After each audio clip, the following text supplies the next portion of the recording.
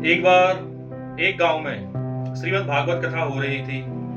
भागवत कथा होने के बाद जब विश्राम दिवस आ जाता है 7वें दिन, तब गुरुजी बोले, आज जिन जिन ने कथा सुनी है उन सबको कथा सुनने के बाद गुरु दक्षिणा देनी होती है। तो जितने भी यजमान पढ़ीकर गण थे वो सब लोग हैरान हो गए कि दक्षिणा में क्या दिया जाए। सब लोग पूछने लगे गुरुजी से कि गुरुजी दक्षिणा में क्या दिया जाए। तो गुरुजी बोले, दक्षिणा में मुझे ज्यादा कुछ नहीं चाहिए, बस संकल्प लेके सब एक एक आदमी अपनी जो भी बुराई होती है उसमें से एक एक बुराई छोड़ दो। जैसे कोई सिगरेट पीता है तो वो सिगरेट छोड़ दे, कोई गुटखा खाता है तो वो गुटखा छोड़ दे, कोई शराब का सेवन करता है तो कोई शराब पीना छोड़ दे। और अगर किसी के अंदर बिल्कुल भी बुराई नहीं है तो वो आज यहाँ से एक संकल्प लेके जाए कि आज मैं दिन में 5 माला करूंगा, या मैं इतनी माला करूंगा, या हरि का नाम लूंगा, या नित्य प्रभु के दर्शन करूंगा। ऐसा कुछ संकल्प लेके जाए। तो सबने अपने अपने हिसाब से, किसी ने गुटखा छोड़ दिया, किसी ने शराब छोड़ दी, तो किसी ने संकल्प ले लिया। अब सब लोग चले जाते हैं। फिर शाम को जो वरिष्ठ लोग होते हैं, जो गांव के पूरे पुराने लोग होते हैं, उन सबका एक मीटिंग हुई और देखा गया कि किसने क्या क्या लिया है। तो देखने में आया कि गांव के एक सेठ जी हैं जिन्होंने ना ही भागवत कथा सुनी है, ना ही कोई संकल्प लेते हैं, और बुरी आदत उनमें कूट कूट कर भरी है। तो शाम को वरिष्ठ लोग गुरुजी के पास गए और बोले, गुरुजी, अपने गांव में एक सेठ जी हैं जिन्होंने ना ही कथा सुनी है और ना ही आपके से कोई बुरी आदत छोड़ने के लिए आए हैं यहाँ पर। तो गुरुजी ने बोला, ठीक है, आप सेठ जी को बुलाइए। सेठ जी को बुलावा भेज दिया जाता है। अब गुरुजी इंतजार कर रहे थे सेठ जी का। तो सेठ जी देखते हैं कि भैया जब गांव वालों ने सबने मीटिंग रखी है तो जाना तो पड़ेगा। सेठ जी भी जाते हैं, बढ़िया जाकर गुरुजी को प्रणाम करते हैं और पूछते हैं, गुरुजी कैसे हमें बुलाना होगा। तो गुरुजी कहते हैं कि सबने गांव वालों ने कोई ना कोई बुरी आदत छोड़ी है, कोई ना कोई संकल्प लिया है, तुम कौन सा संकल्प लोगे ये बताओ। अब सेठ जी सोचने पड़ गए कि ये मैं कैसे आ गया यहाँ पर, अब मैं क्या करूं। तो सेठ जी ने समस्या से दूर होने के लिए बोल दिया कि मैं एक संकल्प लेता हूं कि जब भी मैं सुबह उठूंगा, मेरे घर के सामने एक कुम्हार रहता है जो मिट्टी के बर्तन बनाता है। जब तक मैं सुबह उसका चेहरा नहीं देख लूंगा तब तक मैं पानी नहीं पीऊंगा। इतना कहते गांव वाले सोचे पड़ गए कि बताओ ये कैसा संकल्प हुआ, ये कैसी बात हुई, ये कैसी सीख हुई, इससे क्या फायदा होगा। अब गुरुजी ने बोला, चलो भैया, हमारा मान सम्मान रखने के लिए तुमने संकल्प लिया तो सही, हमारा मान तो रख लिया। गुरुजी ने कहा, ठीक है, जब आपने संकल्प ले लिया है तो उसका पालन जरूर करना अच्छे से।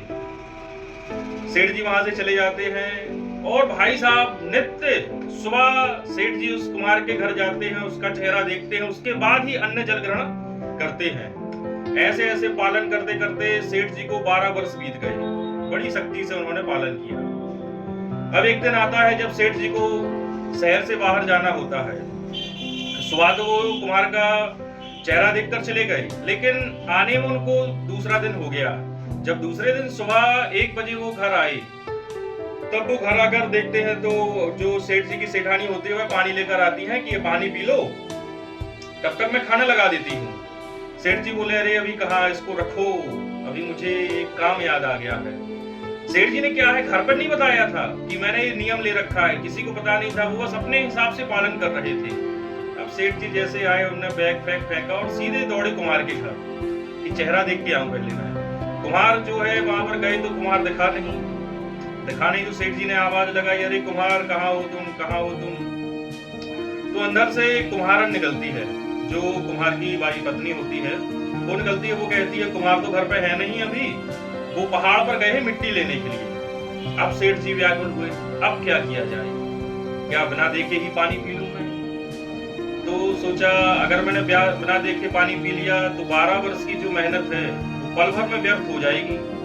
इतने समय से जब मैं इतना नियम का पालन कर रहा हूँ, अगर आज मैंने पानी पी लिया तो ये व्यर्थ चला जाएगा, सब कुछ क्षण भर में टूट जाएगा। सेठ जी जो होते हैं कहते, चलो पहाड़ पे ही चलते हैं। सेठ जी पैदल पैदल दौड़ते दौड़ते पहाड़ तक पहुंच जाते हैं। सोचा कि अगर नीचे ही सही वो कुम्हार दिख जाएगा तो हमारा आज का दिन पूरा हो जाएगा। अब देखते हैं वहां पर कुछ नहीं दिखता है नीचे से।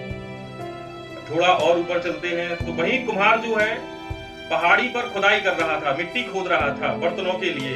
तो कुम्हार को मिट्टी खोदते खोदते वहां पर एक सोने का घड़ा मिलता है। सोने का घड़ा मिलता है, कुम्हार एकदम खुश हो जाता है, उसको ऊपर निकालता है, उसमें से मिट्टी चढ़ाता है और देखता है उसके अंदर सोने की मुद्राएं भरी हैं। इतना बड़ा घड़ा, उसमें से बढ़िया सोने की मुद्राएं भरी है। अब ये देखकर तो कुम्हार भैया प्रसन्न हो गया, नाचने गाने लग गया, कूदने लग गया, पागलों की जैसे हरकत करने लग गया। इतनी खुशी हुई कुम्हार को कि चलो भैया हमारा जीवन यापन बहुत अच्छे से हो जाएगा, भगवान की बहुत बड़ी कृपा हो गई, आज हमें ये घड़ा मिल गया। इतना देखते देखते उसने देखा कि कोई देख तो नहीं रहा है, तो नीचे से सेठ जी ने देख के बोला, अरे कुम्हार जी हमने देख लिया, हमने देख लिया। अब कुम्हार परेशान, अरे भैया ये क्या हुआ, सेठ जी ने हमको तो देख लिया, अब क्या किया जाए।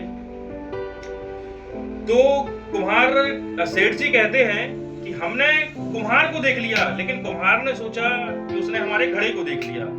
तो कुम्हार बोलता है कि रुको रुको, मैं आता हूं नीचे, किसी को बताना मत। आते हैं नीचे, कुम्हार आता है और बोलता है, सेठ जी क्या हुआ, तुमने क्या देख लिया।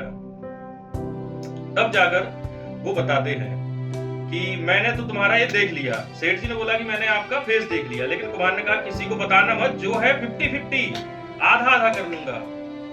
अब भैया सेठ जी को जैसे ही सुना कि आधा आधा कर लूंगा 50-50, तो सेठ जी सोचे पड़ गए, जरूर भैया दाल में कुछ काला है। तो सेठ जी ने बोला क्या आधा आधा कर लेंगे, हमें भी बताओ। कुम्हार ले जाता है घड़े के पास और घड़े को देख के बोलता है, जब मैं खुदाई कर रहा था तो ये मुझे सोने का घड़ा मिला है, इसमें से आधा तुम रख लो, आधा मैं रख लेता हूँ। सेठ जी जो है देखकर एकदम उनकी आंखें भर आई, फिर आंखें भर आई, रोने लगी। तो कुम्हार पूछने लगे कि तुम क्यों रो रहे हो, ये तो खुशी का पल है। तो सेठ जी कहते हैं, कुम्हार आज मैं तुम्हें एक बात बताऊं, जब अपने गांव में एक गुरुजी आए थे तो उन्होंने एक संकल्प लेने को बोला था, तो मैंने तुम्हारा संकल्प लिया था कि मैं नित्य तुम्हारे दर्शन करूंगा, उसके बाद ही जल ग्रहण करूंगा। जब आज 12 वर्ष हमारे पूरे हो गए और ठाकुर जी ने जब यह देखते हुए मैंने तुम्हारी शकल इतनी देखी, तो मुझे ठाकुर जी ने इतना दे दिया, यह मानो अगर मैंने ठाकुर जी के दर्शन किए तो आज मुझे कितना ना देते, मुझे कहां से कहां पहुंचा देते। यह सोचकर सेठ जी बहुत ही व्याकुल होकर रोने लगे, आंसूपात करने लगे। इसी को बोलते हैं भगवत प्राप्ति।